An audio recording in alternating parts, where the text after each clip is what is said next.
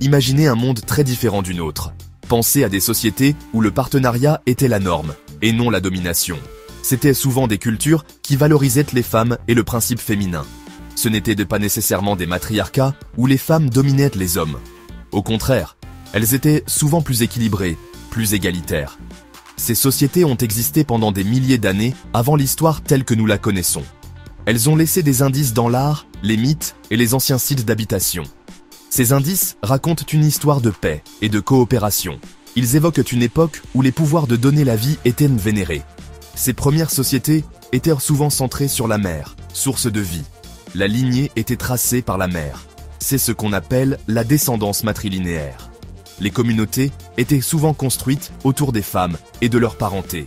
Cela ne signifie pas que les hommes n'avaient aucun pouvoir ni aucune importance. Cela signifie que la structure sociale était différente. C'était une structure qui soutenait la vie et nourrissait les communautés. Les découvertes archéologiques de sites comme la vieille Europe nous le montrent. Nous voyons partout des symboles de déesses. Nous voyons un art qui célèbre la naissance, la croissance et la régénération. Ce n'étaient pas des sociétés obsédées par la guerre et la conquête. Leur priorité était de soutenir la vie et de vivre en harmonie avec la nature. Les sociétés matrilinéaires n'étaient pas le miroir des sociétés patriarcales, avec des femmes dominant les hommes. Au contraire, elles présentaient souvent une répartition plus équilibrée de l'influence. Dans ces systèmes, la descendance et l'héritage étaient tracés par la lignée maternelle. Cela signifiait que les principaux liens familiaux et le statut social d'une personne provenaient du groupe de parenté de sa mère. Les enfants appartenaient au clan de leur mère. Les biens passaient souvent de mère en fille, ou d'un homme aux enfants de sa sœur plutôt qu'aux siens. Cette structure conférait naturellement aux femmes une position centrale et respectée au sein de la famille et de la communauté. Le lien mère-enfant était l'unité sociale fondamentale.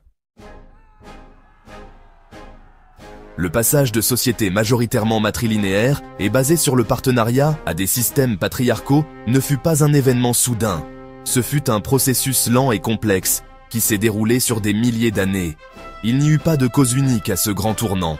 Au lieu de cela, une combinaison de facteurs a probablement contribué à cette profonde transformation de l'organisation sociale humaine. Une fois que les systèmes patriarcaux ont commencé à se consolider, ils se sont activement employés à remodeler l'histoire et la mémoire culturelle. Les contributions et l'importance des femmes dans les sociétés antérieures ont été systématiquement minimisées, ignorées ou réinterprétées. L'histoire, telle qu'elle fut écrite, est devenue histoire, un récit dominé par des dirigeants, des guerriers et des penseurs masculins. La redécouverte de notre passé plus ancien, axé sur le partenariat, est une tâche essentielle pour notre époque.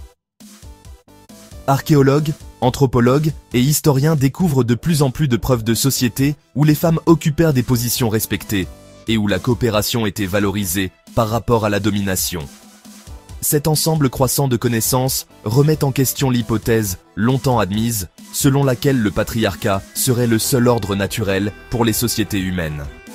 Gap 2S. Il nous montre que pendant des millénaires, les humains ont vécu de manière plus égalitaire et pacifique.